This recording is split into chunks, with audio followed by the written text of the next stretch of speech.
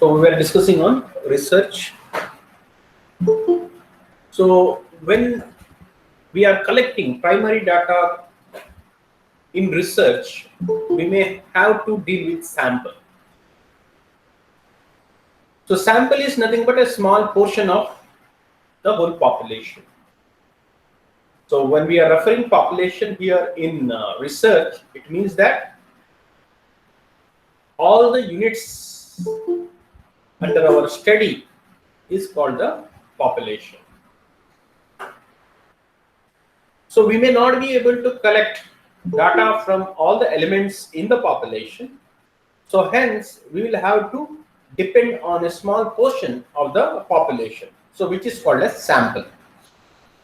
So even in our general life, we are dependent on sample. For example, there should we need to do a blood test. In the laboratories, blood test is done. Suppose a person is having fever, and the fever, normal fever, gets cured in 3 or 4 days. But if the doctor recommends that there should be a blood test, then you go to the lab. In the lab, so actually your blood has to be tested. So how do they test? They are taking only a small portion of your blood. This is not, say about 5 ml or 2 ml blood is taken for testing. So whatever results come after testing the blood, it is generalized to you. It means that whatever is content, whatever element is there in this sample blood, it means that it is there in your whole blood, right? It is applicable to your whole blood. So like that we can see such sampling, and sampling happens in our kitchen also, in the house. Your mother, what she does, suppose rice is being cooked, rice. So you need to check whether the rice is cooked properly or not. How do you check? You take only few grains, is it not? Few grains of rice is taken and it is checked whether it is cooked properly or not. So if that few grains is cooked properly, then we say then whole rice is cooked in the same manner. If it is half cooked, then we say that the whole rice is half cooked. So that is how we use sampling in our day-to-day life. So this is the sampling in our research. So how we take sample. So about the different types of sampling. So how do we take sampling here? So we have been discussing that research is scientific. It's a systematic study. So sample you cannot just take like that.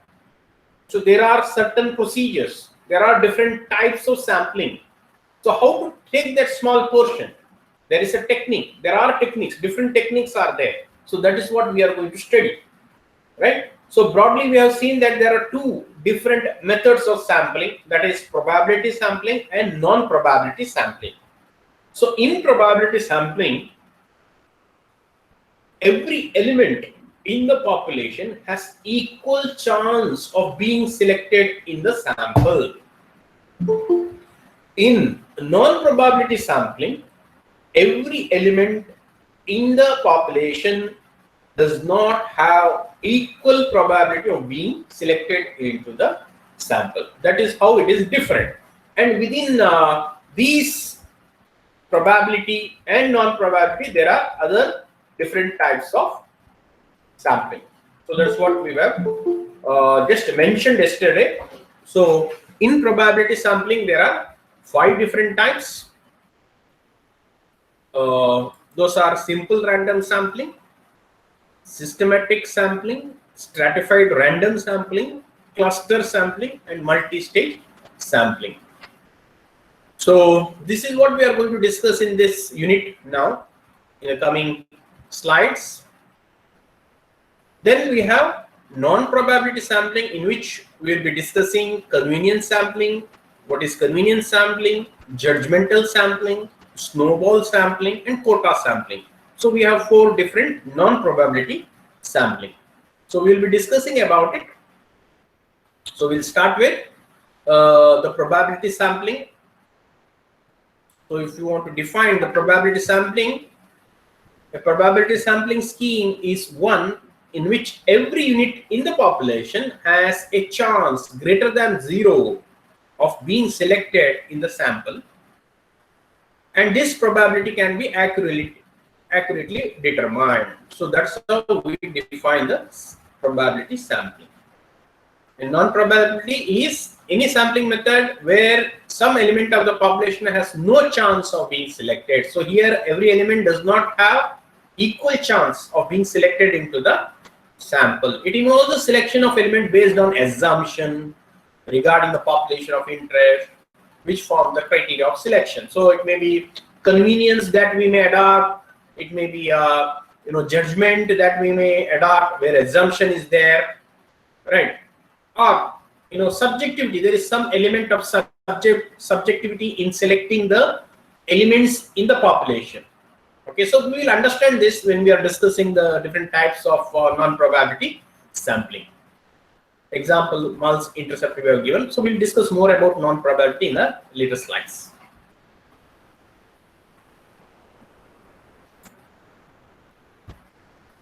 So simple random sampling, the first type of probability sampling. So what it is?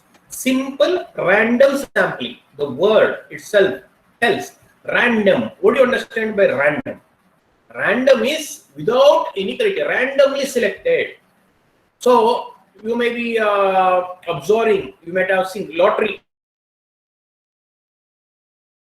Okay, Kerala lottery is there, and some other states lottery is there. So how the winner is selected there? Any idea? Random numbers are generated. So first, initially what happens, they distribute the tickets. Lottery tickets are sold, so many numbers, it is sold, and each lottery ticket will be having a number, right? So finally, once all the tickets are sold, then they will generate some random numbers. There is a specific method. Now they may use systems, or it is they may use some there is some a big wheel which contains a different number, and there is a pointer in one place. So they will roll this wheel fast. So after some time, and slowly they will come to a halt, is it not? So there is a pointer which points to one number. So like that. So if you want a 10 serial number, then you have to rotate this 10 times and make it stop on its own. So this pointer is pointing out for a particular number. So you get a random number. Got it? So first we'll rotate that circle. So the wheel once, so slowly it will come to a halt. The pointer will be pointing at one particular number. So that number is noted down. For example, it may point at 9. Then again they will turn that wheel. That will stop after some time. Again that pointer is pointing at another number, 0. So this will contain 0 to 9 numbers. Okay. So it will stop again. So that may be 2. So first one was 9, second one is 2. So like that they will continue for another 8 times. So 2 times already done. So like that, each time it will stop at one number. So that number is noted. If it is 10 digit, so it will be 10. If it is 5 times they will rotate it. So that is how a random number is generated. So here in simple random also, we are selecting the elements in the population like that, randomly. But here we are not using a wheel. So I just explained how lottery system works there. Or it may be they may generate a number through there is a random number table is there. So we may refer random number table for selection of elements. Okay, so here I will tell how the elements in the population will be selected. So you have the population. Okay, the population may be any number. Maybe we can just think that there is 10,000. 10,000 is the size of the population. So you know what is population now? So we have told that it is not the population of the whole country or a region. So it is related to your study, interest of your study. Suppose if you are doing a study on the employee benefits in a particular organization, employee benefits, okay, in a particular organization, you are studying the impact of employee benefits.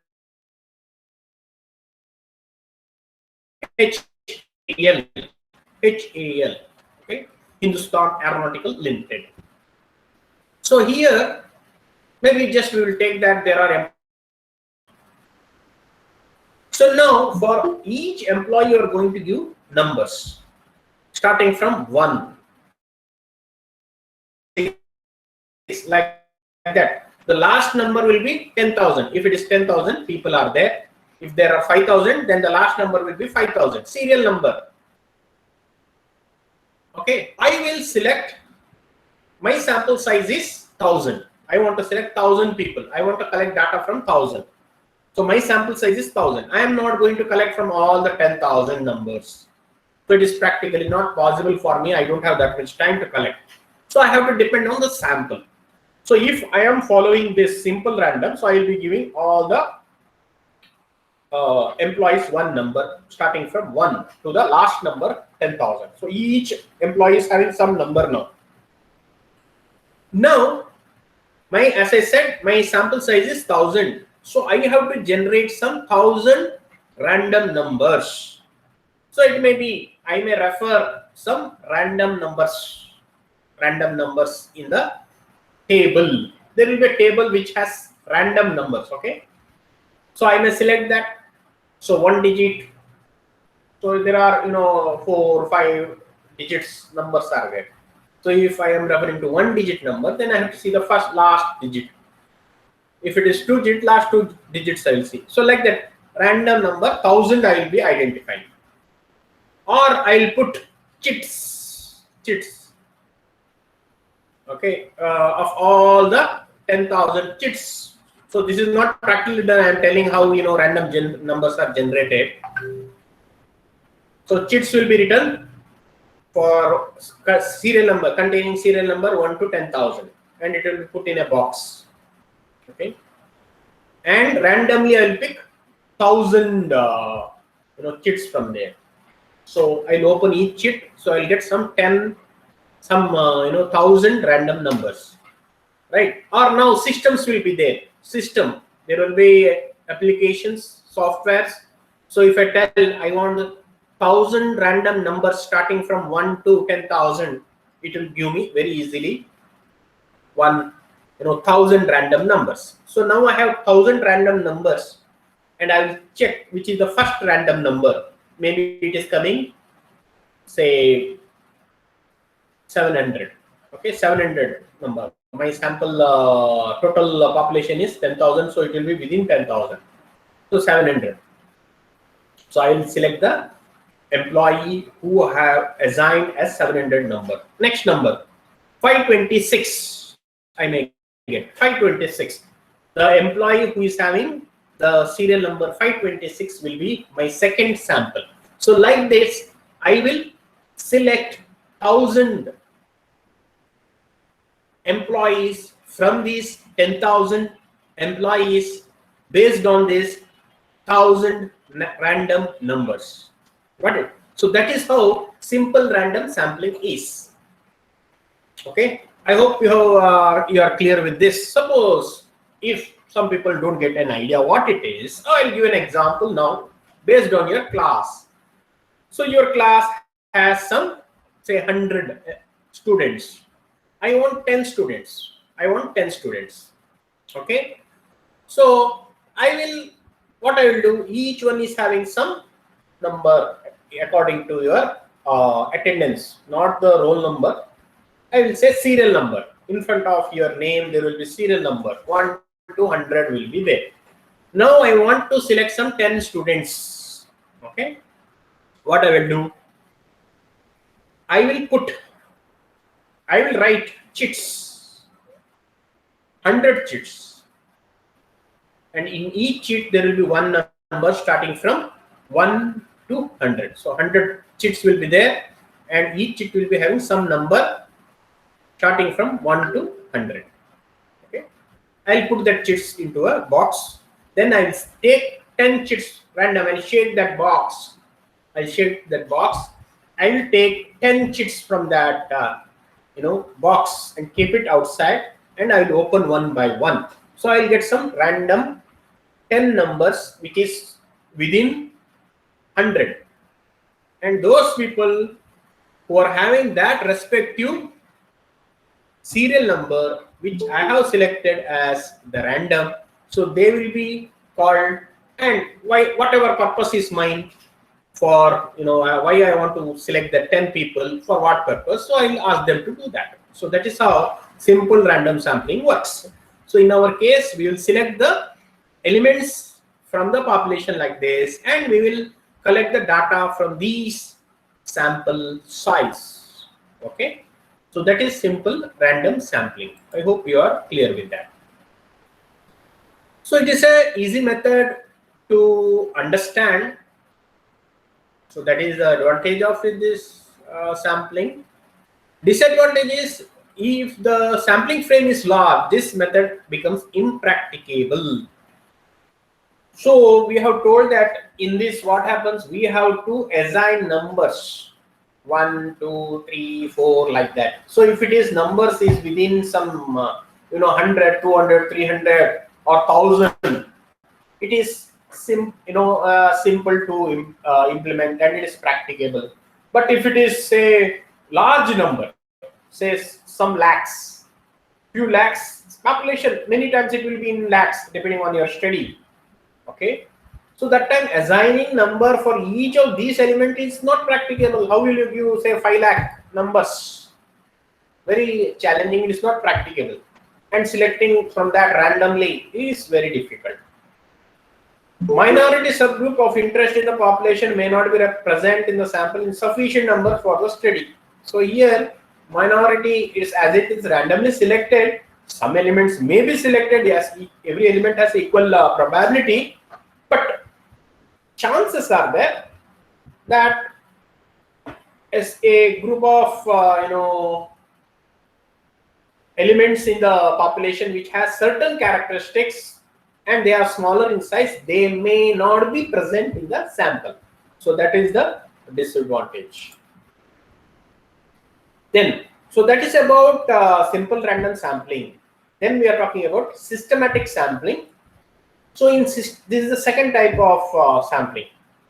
Okay, the second type of sampling, systematic sampling, what we do is we first arrange the target population according to some order. So the target population is there, so they are arranged in a particular order scheme, and then selecting the elements at a regular interval in that order list. Okay, so I will try to explain this again, giving you a class example. So now you are 100 students in my class. 100 students are there. I want to select them. I want to select again 10 students from this. Okay, so what I will do, I will first make you stand in your height, the shortest person first, and according to your height, next shortest, then next shortest, like that, next bigger height. So the last person will be the tallest person in the class, tallest person. So like that, in the ascending order of height, I will make you stand in a particular hall. 100 people are standing, 100 students. Now, the first element for the population I am selecting randomly. So there is one calculation that I have to do. I have to calculate a number which is represented as k. Okay, k. That k number, how do I get? I get by dividing the whole population size with the sample size. So here, what is the population size? The population size is 100. In your case, I said that students are there. Your students 100. So what is my sample size? It is 10. So 100 divided by 10 is how much? Is 10. I get the K number as 10. So now I have to select a first element randomly within that 10 number. So the K is the 10. So within that first 10 students, I have to select one randomly. So I will select the fifth student in the row. I will select. So he is one element in the first element in my population. The next person is after the 10th. So it is, I have selected the fifth person.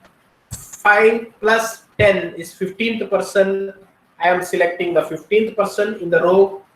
Then again 15 plus 10. So why I am adding 10 is because that is my K. Every K element I am selecting for the population. So like that I will go. So first person is, my sample is 5th one. The next person is 15th one. The third person is 25th. Then 35. Then 45. 55, 65, 75, 85, and 95. Got it? I got it. So 10% I got. So how is it? Fifth person I have selected randomly. Then I have added 10. Why I am adding 10? Because that is the K element. So I said how to calculate K. Calculating K is population size divided by the sample size. So in our case, population size is 100. That is total number of students. So my sample size, I said I want 10 numbers here. So 100 divided by 10 is my 100 divided by 10 is equal to 10. So like that, first element I have selected 5 as randomly. Then next is 5 plus 10.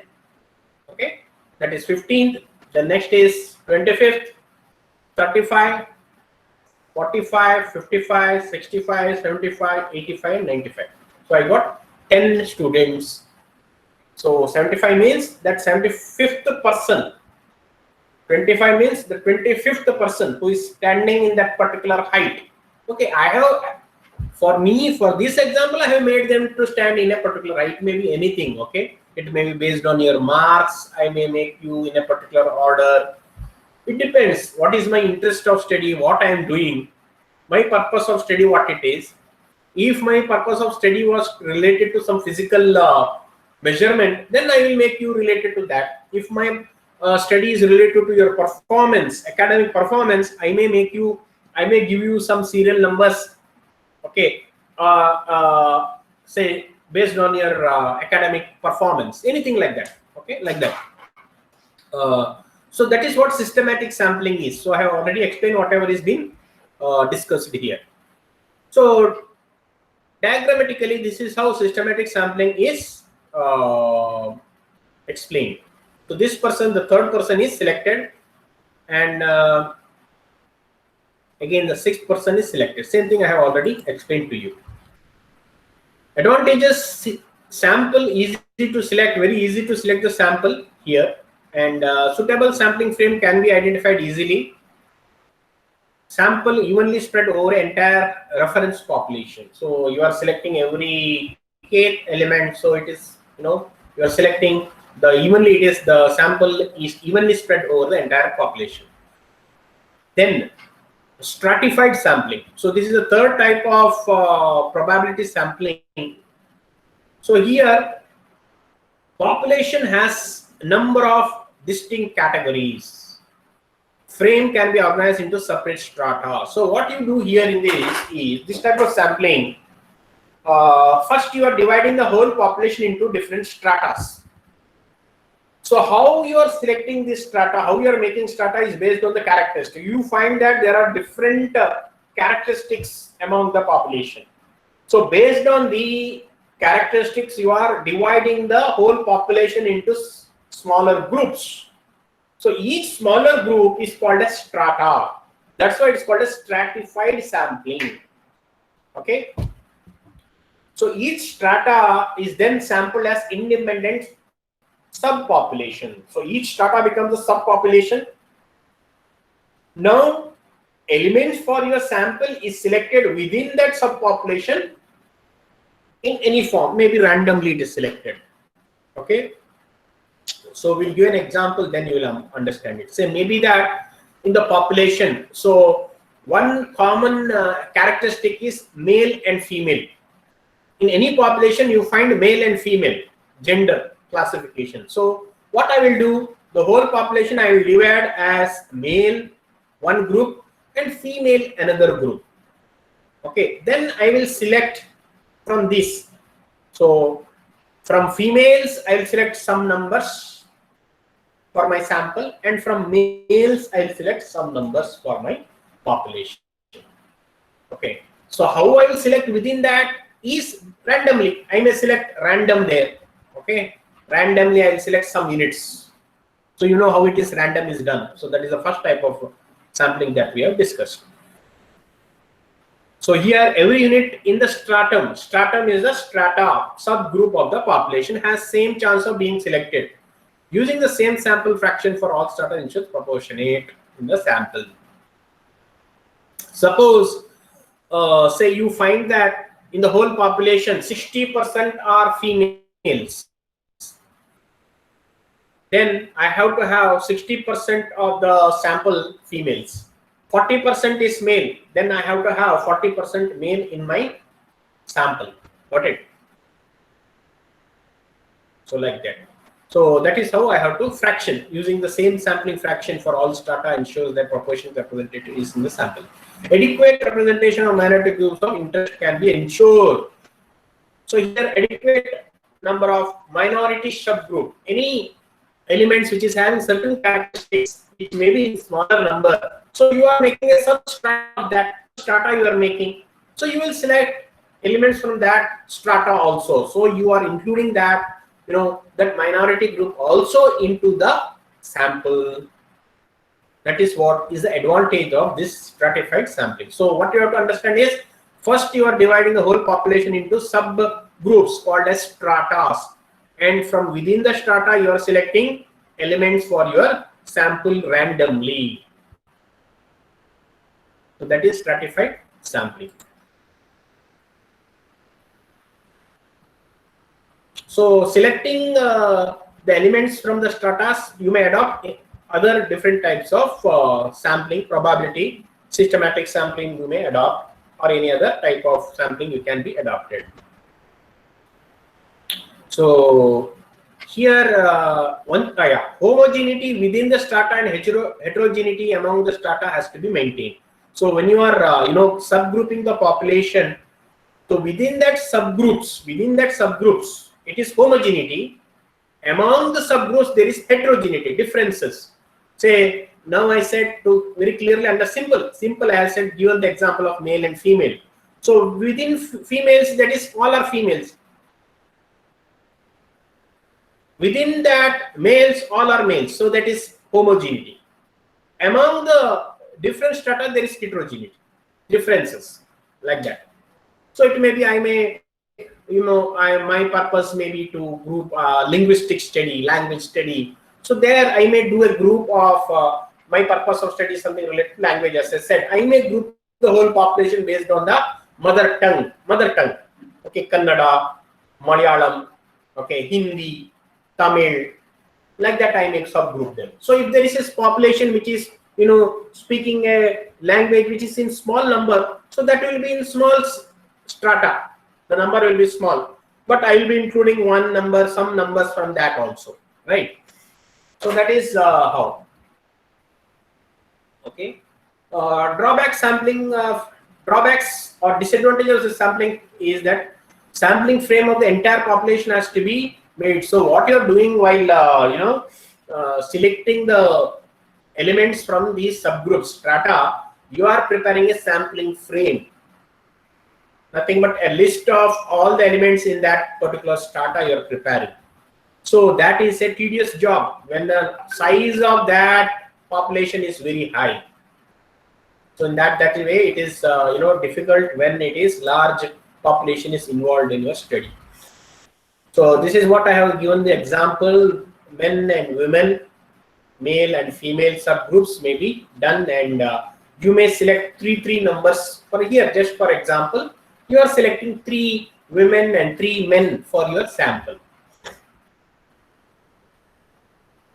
Then this is another type of probability sampling, cluster sampling. So in cluster sampling is an example of two-stage sampling.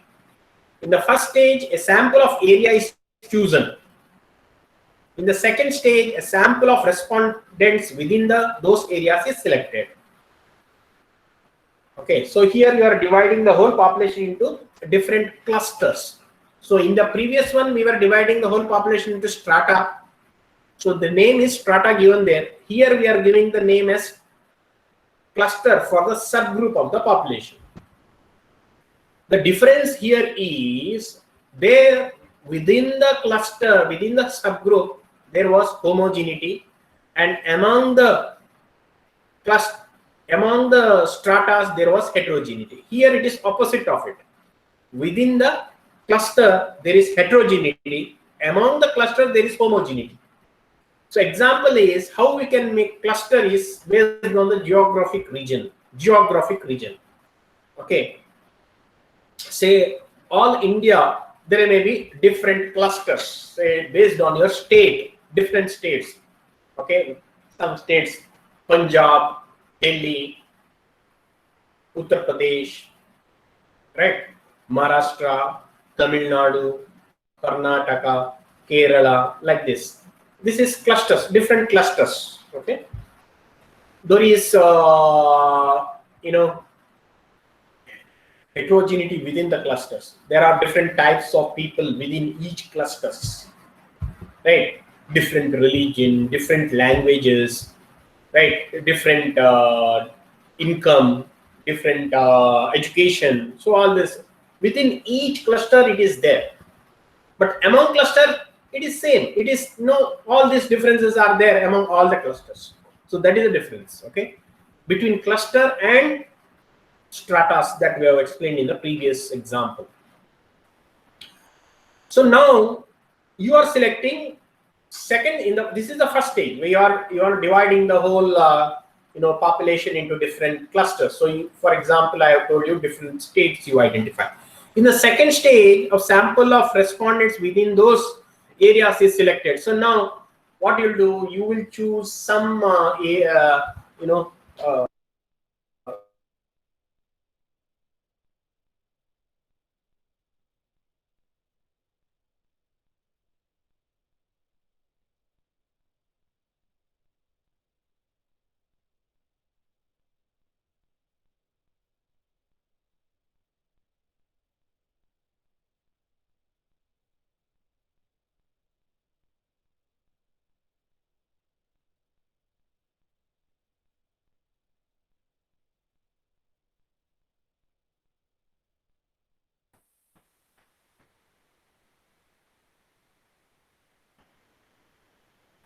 so population divided into clusters of homogeneous units, usually based on geographic continuity.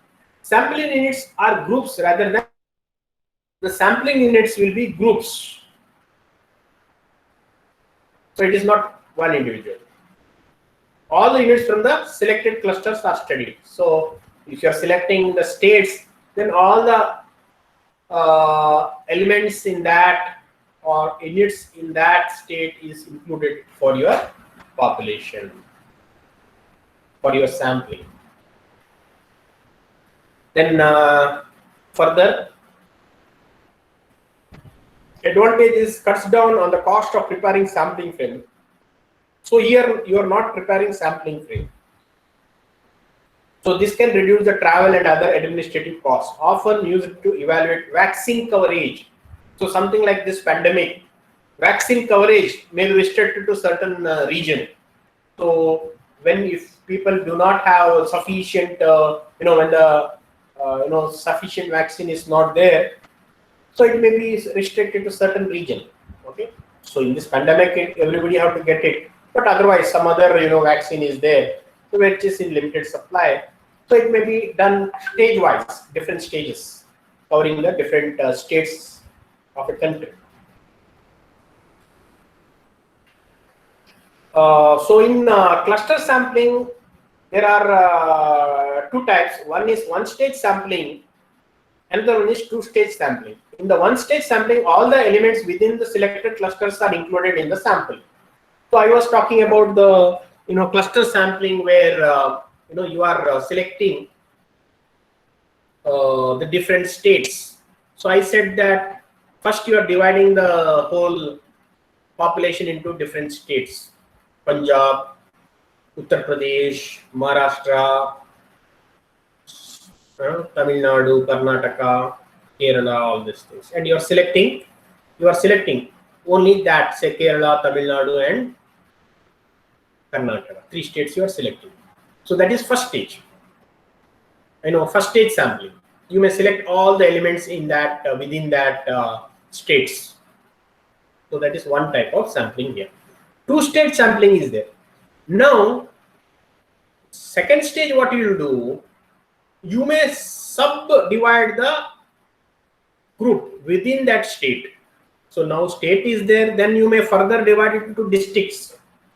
Within Karnataka, there are different districts. Within Kerala, there are different districts. Within Tamil Nadu, there are further different districts. And you will select some districts for your study as samples. In the first type, you are selecting all the population of Karnataka, Kerala, and Tamil Nadu. In the first stage sampling, 1-stage sampling. In the 2-stage sampling, what you will do, you will select some districts of Karnataka, some districts of Kerala, some districts of Tamil Nadu, only that. So that is 2-stage sampling.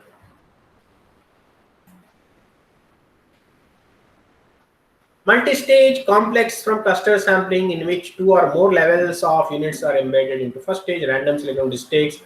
Yes, so you may go to multi-stage sampling also. Here what happens is, I was told this 2-stage you are selecting some districts. Further you may divide the districts into different taluks. Taluks are there within the district, there are different taluks.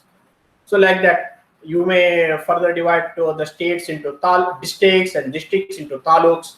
Then you will select few taluks from Karnataka, few taluks from Tamil Nadu, few taluks from Kerala. So that is multi-stage. Further, you may divide that taluks into households, different houses. Then you will select few houses from that, like that. So like that, you can go with multi-stage. So that is about different types of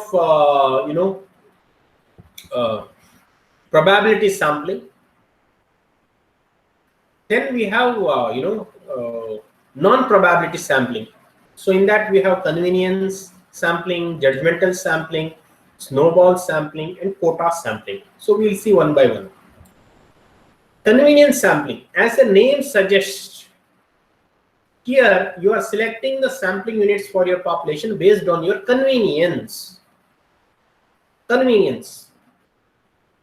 Okay, it's also called as grab sampling, or opportunity sampling, or accidental sampling, or haphazard sampling. These are the different names of convenience sampling. It involves the sampling being drawn from the part of the population which is close to hand, which is near to you. Okay, most of the cases that studies are done for academic purpose mainly depend on convenience sampling, the convenience of the researcher. That is readily available and convenient. So people will include the elements in the population based on their convenience, which is available, readily available. Cannot scientifically make generalization about the population of a present. So normally when you are taking convenience sampling, it is not representative sample, because you are selecting the elements in the population sample based on your convenience. This type of sampling is most useful for pilot testing. So if you are doing pilot testing, so you will have to test your instrument that you are using for data collection, something like questionnaire. You will have to pilot test. So before giving it to all the respondents, you will need to check to what extent the questions are reliable. You will have to do a pilot testing. So for that purpose, convenience sampling is good. A small portion, you will give them the questionnaire and you will check how it is responded, and statistical tests will be done for its reliability. So this is a graphical representation of convenience sampling. So a girl is asking a person who is walking near her home, what is his opinion about a death penalty. just asking the opinion from a person. So why it is called, this is a convenience. So that girl is not going out, she is sitting in the home and just she is asking a person who is just walking nearby as what is the opinion. So it is a convenience, right? She is not making any extra effort in identifying a respondent for her opinion collection. So that's in a graphical representation. Then that is the convenience sampling. In convenience sampling, some examples say mal-intercept. Mal-intercept is an example. Mal-intercept is where you want to do a data collection, a survey. What you do, you may go to a mall, shopping mall. You stand outside in the evening when there is large number of people comes to the mall. You stand outside and whoever is coming out or having some free time there, you'll ask them to respond to your questionnaire. Fill the questionnaire with them. So that is called as mall intercept. An example for convenience sampling. Then quota sampling is there. The population is first segmented into mutually exclusive subgroups, just as stratified sampling. Stratified sampling we have explained as where you are dividing the subgroup into stratas. The second type, the third type of sampling in probability we have discussed. So here also you are dividing the whole population into subgroups called as quotas. Here you are naming it as quotas based on certain characteristics of the population. For example, sample 200 females and 300 males between age group of 45 and 60. So you are making a group of 200 females and 300. So that becomes a two different quotas or subgroups. And in the second step, what you are doing, you are selecting the elements for your sample based on your non-probability sampling. You may adopt convenience sampling further. Next step. So now first you are dividing the groups into different quotas, subgroups. Then in the second, what you do within that subgroup, you are going to select the elements based on convenience or judgment. You may use judgmental sampling, the next type of sampling. Right. So that is how it becomes a non-probability sampling. Okay. Then the next type, quota sampling, we already explained now. Third one is judgmental sampling or purposive sampling. So here the elements in the population, the elements for the sample is selected from the population based on the judgment. The person, the researcher may select based on his judgment. I will select, say he will tell, I will select 10 people based on my judgment. I will select that person, that person, next person, like that. The researcher chooses the sample based on who they think would be appropriate for the study. This is used primarily when there is a limited number of people that have expertise in the area of being researched. So normally this happens when the people involved in the research is limited. So he becomes an expert to choose the elements from the population. Based on the judgment, the elements are chosen for the sample. Then snowball sampling. Snowball. There is something called a snowball effect. Okay. Snowball effect is where one stone or a snowball hits two other snowballs, and these two other snowballs will further hit to each. Then further, so how much it is? First one hits two balls. Then these two balls will hit each two balls, that is 4 balls. And these 4 balls will hit another 4 balls, that is 8 balls. These 8 balls will further hit 2 balls, that is 16 balls. So like that it goes on multiplying. So that is called as snowball sampling. I mean, that is called a snowball effect. Okay. So how this snowball effect can be used for sampling? So there are cases where it is not very easy to identify the sampling respondents.